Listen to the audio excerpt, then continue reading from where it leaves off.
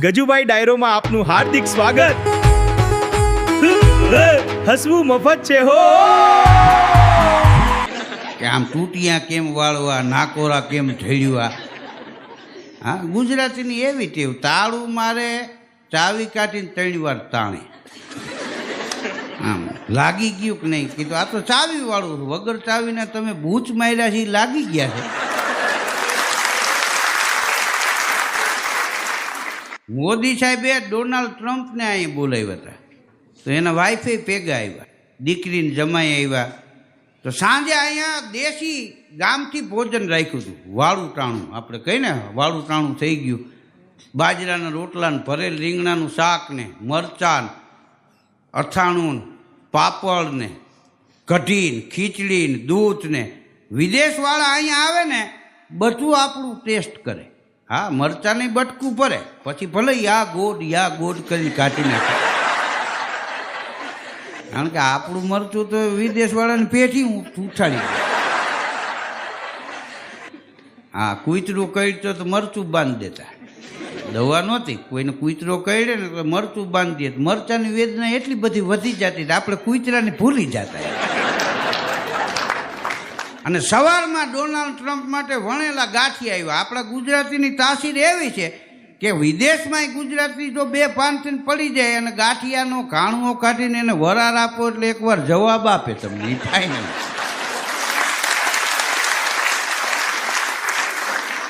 હા, સુગંધ આવે તો ઘણા બેઠા થયા દાખલા છે. હા, આ ગાંઠિયાની વરાળ જ એવી છે. સવારે વણેલા ગાંઠિયા આવ્યા. ડોનાલ્ડ ટ્રમ્પ કે વોટ ઇઝ ધીસ? તો કે ધીસ ઇઝ વણેલા ગાંઠિયા. તે વણેલા ગાંઠિયાને દઈને ખાધું. પછી પાછા અમેરિકા ગયા ને ડોનાલ્ડ ટ્રમ્પ, તો ન્યા જઈને બોલ્યા. એ કે કોણ કે છે ગુજરાતમાં શિક્ષણનો અભાવ છે? અરે ગુજરાતમાં તો સવારે ગાંઠિયા ભણેલા આવે છે. ધીસ ઇઝ ભણેલા ગાંઠિયા. હા, એક બેને તો ડોક્ટરને ફોન કરેલો. એ કે હવે મારા બાબાને દાંત આવી ગયા છે, હવે ગાંઠિયાના ટુકડા ખવડાવું કે હજી રસ જ પાવ? હવે ગાંઠિયા ચા બનાવતો હોય ત્યાં જ પલાળીને ગાંઠિયા દેતા. આમાં બાબા હારું રસ કાઢી દો લોકડામાં આમ કરી. અને એ ચમચે છોકરાને પાસે, છોકરો ઘરનો ઘૂઘરા જેવો. હા, દાંત આવી ગયા પછી પૂછતા હતા, બોલો કે હવે દાંત આવી ગયા, હવે ટુકડા આપું કે હજી રસ જ ચાલુ રાખો? ડોક્ટરને 2 પાન થઈ ગયા. આટલા દી આ બેને આને ગાંઠિયાનો રસ પાયો. હા, કેરીના રસ નહીં તો તમે જોયા છે, પણ ગાંઠિયાના રસ તો હવે ખબર પડે કે અહીંયા ઈ હાલે છે. પતિ પત્નીને એક દી ઝઘડો થઈ ગયો. હા, ઠીકના બાયચા. પતિ કે તું વોટ્સએપમાં સ્ટેટસ મૂકતી કે ફેશન ડિઝાઇનર છીએ અમે એમ. પછી આ લગ્ન થયા પછી ખબર પડી કે આખું કુટુંબ ગાજ બટન ને ફોલ છેડા કરે છે. એની ઘરવાળી કે તમારા જેવા તોય અમે ગાળિયા નથી કર્યા, તમે તો માનવતા મૂકી દીધી છે. કેમ તમે સ્ટેટસ મૂકતા? હા, સફળ બિઝનેસમેન, 2 પંપના માલિક. અહીં આવ્યા ત્યાં ખબર પડી કે સાયકલની પંચરની દુકાન છે ને, હવા ભરવાના 2 પંપ.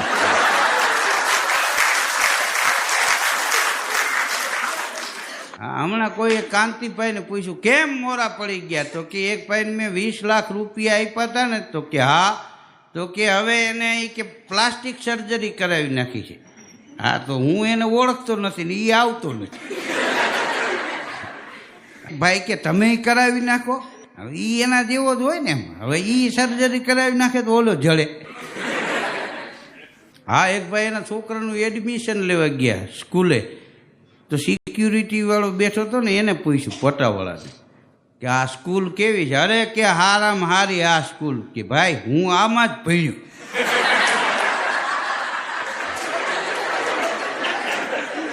ત્યાં તો ઓલે હોન્ડાની કિક મારી દીધી. બસ તું ભણ્યો એમાં આવી ગયું ભાઈ. હા, આપણી કહેવત છે બોયકટમાં બકલ નહીં, ગધેડાની નકલ નહીં.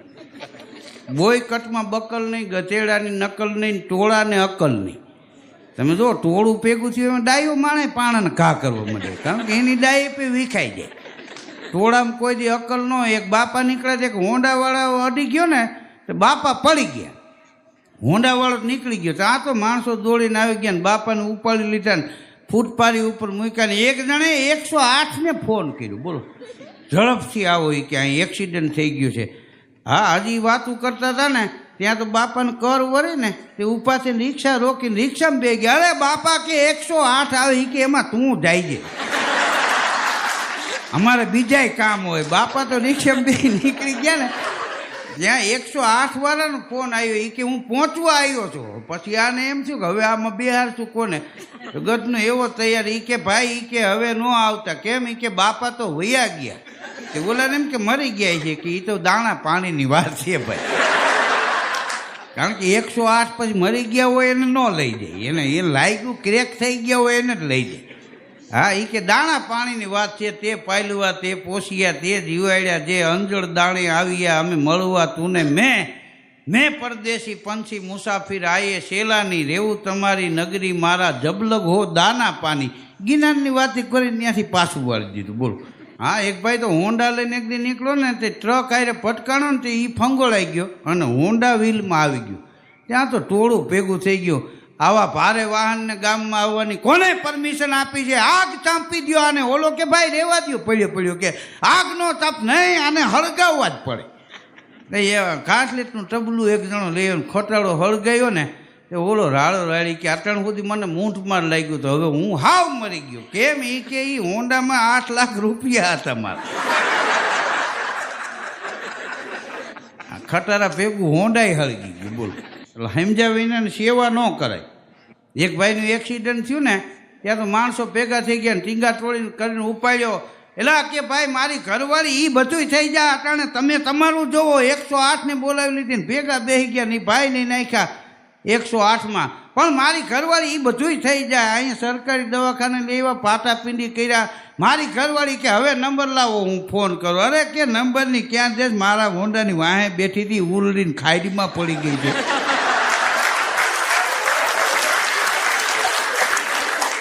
તો કે ન્યા કહેવાય ને પણ તું હા પેડ દઈ કહું ને ઉપાડ્યો ત્યાંથી મારી ઘરવાળી. તમે રહેવા દો તમે, પણ હું કરું મારે. હા, મને થોડુંક જ ક્રેક થયું. એ પાણીના ખાડામાં ઉલડીને પડી છે. જાઓ એટલે ઉતાવળમાં માણસોને ખબર નથી, ભેવટી જાય માણસો. શું કરે છે એ નક્કી ન હોય. 4 બંગડીવાળી ગાડીમાં એક શેઠાણી બેઠા હતા. બોલો, આ 4 બંગડી ગાડીમાં શું કામ લગાડવી પડી એ એક મુદ્દો છે. બાયુએ પહેરવાનું બંધ કર્યું ને પછી ગાડીમાં ઠપકારી. બંગડીની કાંઈ કિંમત તો રાખવી ને એમ. 4 બંગડીવાળી ગાડીમાં શેઠાણી બેઠા હતા ને વળી ભિખારી આવ્યો. લાંબો હાથ કર્યો, વ્રત ભિખારી. તો વળી શેઠાણી આમ પર્સ ખોલ્યું અને 10ની નોટ કાઢીને આપી. ભિખારી તો હાલતો થયો.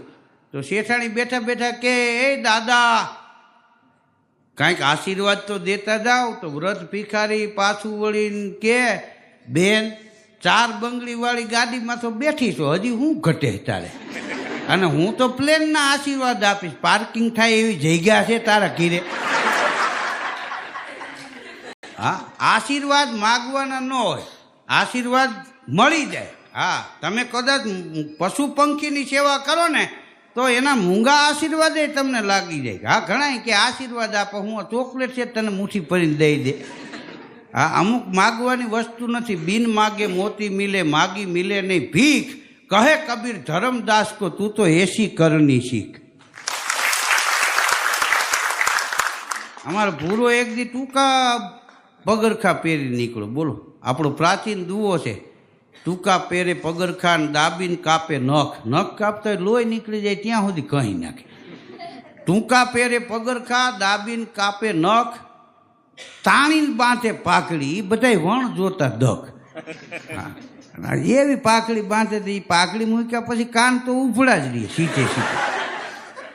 એ વણ જોતા દખ કહેવાય. એક ભાઈને મેં કીધું આવા ટૂંકા હુકામ બૂટ પહેરે. તો મને કે કાઢી નાખું ને પછી જે મને મજા આવે. હવે એ મજા લેવા હારથી બપોર સુધી હાંટા મારતો હોય. બોલો. હા, તે પૂરો તો ટૂંકા બૂટ પહેરીને આમ નીકળ્યો ને એમાં એના કાકા જોઈ ગયા કે બેટા ઓનલાઈન મગાવ્યા લાગે છે. પૂરો ભડકો. એના કાકા પાસે વળી હરસ આવે કે ના રે ના, પૂરો કોઈ દી ઓનલાઈન મગાવે? હું ભત્રીજો કોનો ઝાડવામાંથી તોડ્યા. તો એનો કાકો કે બેટા તું ઉતાવળો બહુ વહેલા તોડી લીધા, 15 દી રાખ્યા.